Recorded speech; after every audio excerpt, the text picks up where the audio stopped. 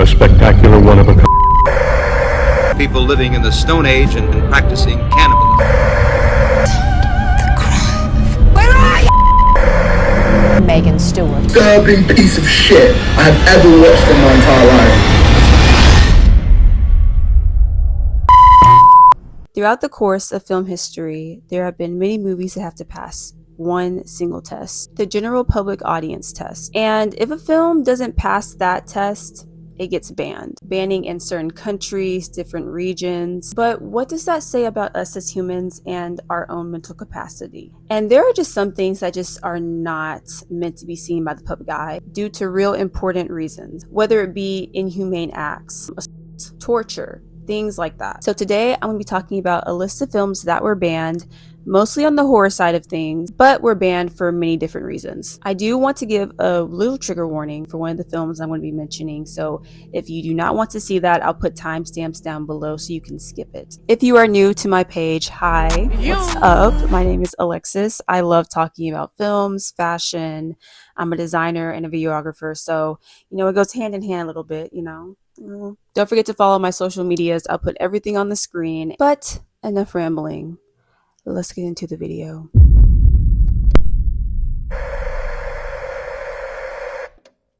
So the first film we're going to be discussing today is Antichrist. You guys already know the drill. I have my iPad. Where are my glasses? Where are my glasses? Oh, they're dirty. I'm so sorry. Hold on. So let's get into what Antichrist is about. So it's a film about a grieving couple who go to a remote cabin after the death of their child. The husband is a therapist and he tries to treat his wife's grief in many unuseful ways, in my opinion. But the isolation starts to unravel the both of them into a psychological and very physical vibe. I actually watched this film a couple years back. It really ended up leaving me a little bit spooked, but not in the ways that you guys think. First off, there were a lot of plot holes that I think a lot of things were just not bandaged up. They weren't finished, and it really made it difficult to finish the film in its entirety. I could not tell you what happened after the first maybe like 30 minutes, because when I tell you the whole film itself, in a nutshell, I'm just going to be honest with you guys. It had this pattern of sex scene, conversation, sex scene, argument, sex scene.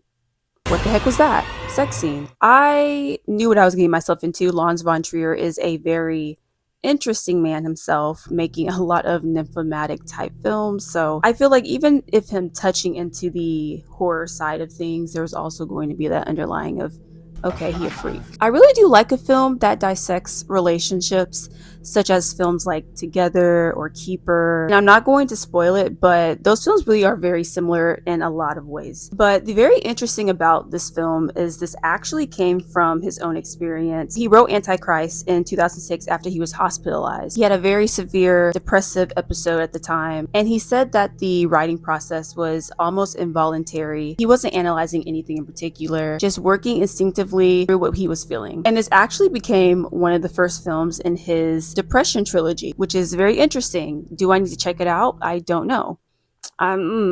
So let's get into why this film was banned. At its Cannes premiere, there were a lot of reports of people saying a lot of different things that they witnessed. A lot of people booing. I think one person fainted at some point. There were even some audience members laughing. What's so fucking funny? You laughing, girl? There were a lot of countries as well that banned the movie due to its sexual nature and a lot of mutilation dealing with that happened. I don't know if I can say that word on YouTube. Probably not. I can't really say that word. So yeah. So I can understand why that film was banned, honestly. Even with myself watching it, and I'm really happy I don't remember watching the film whatsoever. I'm pretty sure I just watched it because somebody was like, oh my gosh, check out this new film, blah, blah, blah. It was von Trier's own way of interrogating grief, gender, and the typical way of getting therapy, dealing with the pain itself. As somebody that is into filmmaking and does dabble a little bit into it, I think his use of exposing something so personal is what's so unsettling to me. It makes me really think about what certain people actually deal with behind closed doors that we don't know, or how they deal with those things. What's the word? Kinks? maybe. Is that the word I'm thinking of? I think so. As we're in the US, it's not banned. I think it's on like Mubi. I think it's called Mubi. Tubi? Mubi? Mubo. I'll put it on the screen. But look, I'm telling you, honestly, actually, no, watch it. Let me know how you feel about it. Actually, I don't recommend watching it. Actually, please don't do that. Please.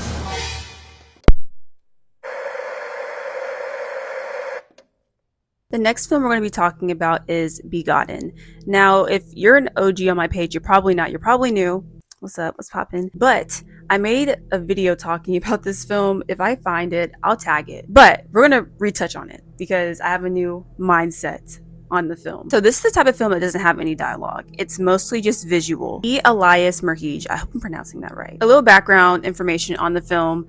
He made this as a film school project, which I will very much add, I have a lot of respect for that. He literally did everything himself. He wrote the film, he directed it, he produced it, and it was a budget of $33,000.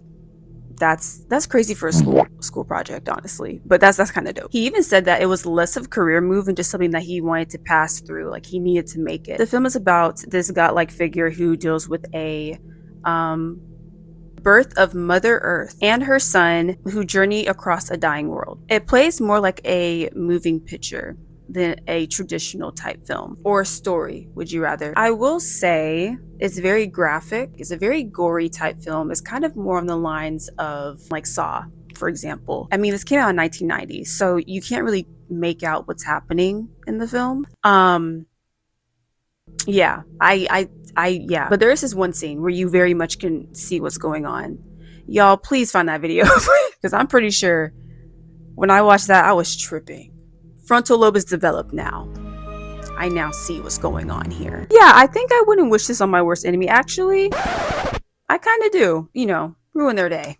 You know, I think some people would also call this like just very gore porn. I have a lot of respect for the director for doing that himself, but baby, that is a train ride. I feel like if it was released today and maybe remastered, you know, kind of like, you know, you can see it very much clearly, maybe it would pass off, because a lot of films that came out after that kind of pushed the threshold of that film itself, sort of that style that we see a lot of films kind of mimic nowadays. It's somewhere on YouTube, I think. It's really easy to access, you know, but yeah.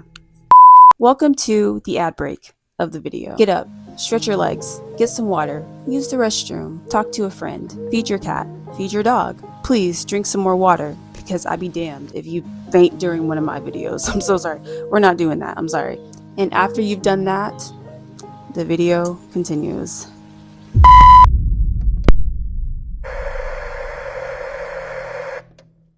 Next film we're going to be talking about is Cannibal Holocaust. I don't know if a lot of people know about this film because I think a lot of people get mixed up with The Green Inferno, which is a total watered down version of Cannibal Holocaust. Cannibal Holocaust makes Green Inferno look like a walk in the park.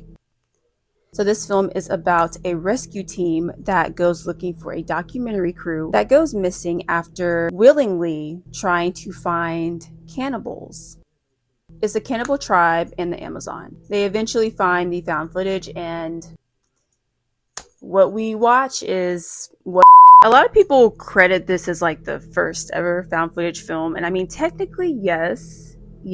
Usually a found footage film is literally just found footage the whole way through. This film kind of like steps into, you know, the people actually like finding the footage and all of that. So I don't really, in my opinion, don't really credit it as that. But director Ruggero Deodato stated that he grew up watching violence on TV, such as the Red Brigade, which is an Italian terror group. And he said that after seeing all of that on TV, it really shaped his filmmaking, which I believe honestly that your environment kind of does shape your filmmaking. You can be inspired by so many things, but there's always going to be that part of you that just gets inspired by something in your life. He also came up working as an assistant for Roberto Rossellini's productions before making his own films. I couldn't even make it past the first 10 minutes. I mean, it is out there, it is available if you do want to watch it. I suggest you proceed with caution, but it is a shame because behind the scenes, you guys, it was absolutely terrible. I mean, it was all terrible, but this was like, wow. The actors and the native cast members did not get paid a lot for the film, and I heard they were really treated badly on set. Now here's where it gets really silly. I genuinely don't mean to laugh, but to make a film look that realistic and that much in gruesome detail, how did you not think the cops were coming for you?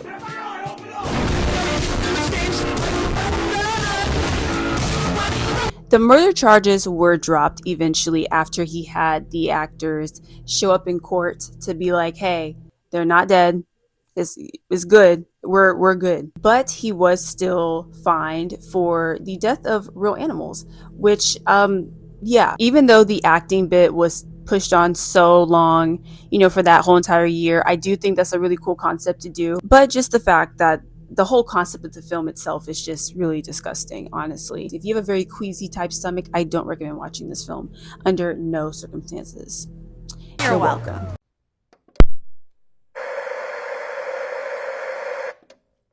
So this next film I am going to kind of skim through because it's a very emotional topic type film, especially in the environment that we are in nowadays. So Megan is Missing is about two best friends who meet a random person online.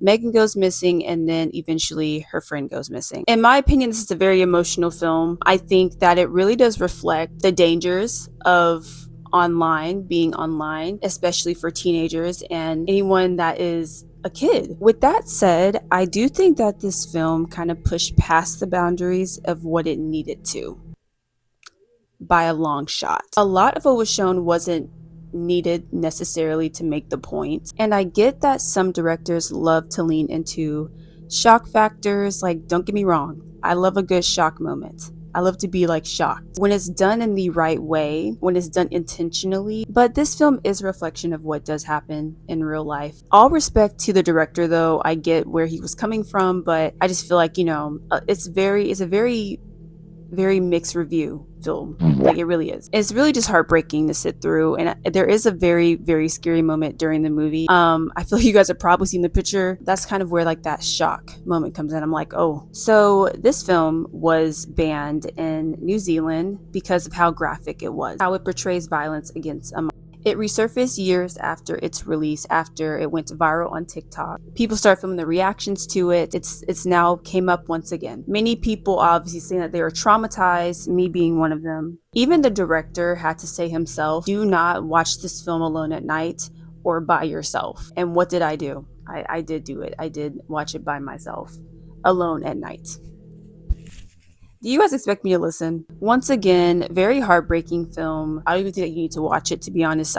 Look, I wouldn't wish that on my worst enemy, honestly. I think just having those conversations is very, very important. And I think that's what the director was just trying to get to.